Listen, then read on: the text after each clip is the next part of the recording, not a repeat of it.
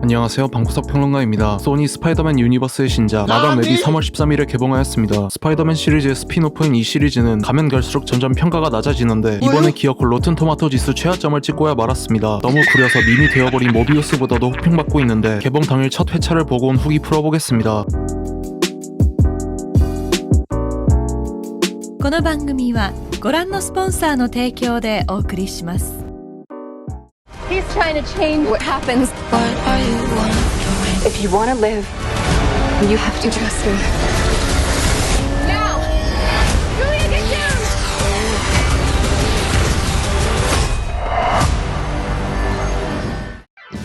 이 영화는 스파이더맨의 조력자 캐릭터인 1대 마담 웹, 카산드라 웹의 기원을 다뤘습니다. 마담 웹은 1980년대 스파이더맨 코믹스에서 당시에는 생소했던 다중우주, 오컬트, 사이오닉 능력을 소개하였고 2000년대 코믹스에서 스파이더 토템이 등장할 때까지 세계관을 난잡하게 벌려놓은 캐릭터로도 알려져 있는데 스파이더 토템을 소개하며 처음 등장한 에제키엘 심즈가 이 영화의 메인 빌런으로 나오면서 보는 내내 이게 스파이더맨 시리즈의 정식 스피노프가 맞는지 의문이 들었습니다. 1973년에 거미를 채집하던 어머니가 돌아가신 이후로 홀로 성장해 구급대원이 된 주인공 카산드라 웹은 파트너인 벤 파커와 함께 교통사고 현장에서 구조활동을 하던 중 사고를 당하고 자신에게 미래를 예지하는 능력이 있다는 사실을 깨닫게 됩니다. 동료 구조대원의 장례식에 참석하기 위해 기차에 탑승한 카산드라는 거미처럼 재빠르고 벽을 기어다니는 남자가 3명의 10대 소녀들을 살해하는 미래를 보고 이것을 막기 위해 3명을 데리고 도주합니다. 카산드라는 어머니가 남긴 수첩에 있는 기록을 통해 소녀들을 노리는 남자의 이름은 에제키엘 심즈이고 페루에서 거미를 채집하던 어머니를 보호하기 위해 파견되었지만 거미의 능력을 사용하는 부족 라스 아라냐의 힘을 원했던 에제키엘이 카산드라의 어머니와 연구원들을 살해하고 거미를 훔쳐갔다는 사실을 알게 됩니다. 에제키엘은 거미를 훔쳐간 죄로 라스 아라냐의 능력을 얻었지만 자신이 거미 능력을 가진 여성 3명에게 살해당하는 예지몽을 계속 꾸게 됩니다. 어머니가 목숨을 잃었던 페루의 밀림으로 찾아간 카산드라는 30년 전 어머니와 본인을 구하려고 했던 라스 아라냐의 족장을 만나 자신에게 부여된 능력의 진실을 깨닫고 에제키엘에게 맞서며 마담 웹으로 각성하는 내용입니다. 일단 이 영화의 장점은 여성 히어로를 내세운 MCU 영화들처럼 정치적 올바름을 강제로 떠먹이진 않는다는 것입니다. 그리고 배경이 2003년이라 그 시기의 음악들, 특히 어릴 때 즐겨 들었던 브리트니 스피어스의 톡식을 오랜만에 들어서 반가웠습니다. 그 외에 모든 게 단점인 것이 문제인데 우선 이 영화를 왜 만든 것인지부터가 의문입니다. 앞에서 언급한 캐릭터들 말고도 피터 파커의 어머니인 메리 파커, 나중에 총 맞아 죽을 예정인 벤 삼촌, 그리고 갓 태어난 신생아 모습의 피터 파커가 등장하는데 극중 이 3명이 없어도 내용에 전혀 지장이 없습니다. 중간중간에 스파이더맨이라는 이름과 큰 힘에는 큰 책임이 따른다는 말을 할 듯 말 듯 밀당을 하고 스파이더맨 시리즈 관련 이스터에그가 나오는데 솔직히 반갑기보단 거슬렸습니다. 아마 관객 대다수가 스파이더맨의 탄생을 막으려는 음모를 저지하는 영웅들의 이야기와 마침내 밝혀지는 소니 스파이더맨 유니버스 속 스파이더맨의 정체를 기대하고 이 영화를 볼 텐데 전혀 관련 없는 내용이고 후속작은 없을 것이라고 제작사 측에서 못 박은 만큼 석편이나 세계관 관련 쿠키 영상도 나오지 않으니 이런 내용을 기대한다면 차라리 티켓값으로 치킨 사 먹는 것을 추천드립니다. 영화의 내용은 주인공들이 미래에 닥칠 비극을 막기 위해 사라 코너와 존 코너를 보호하는 터미네이터 시리즈를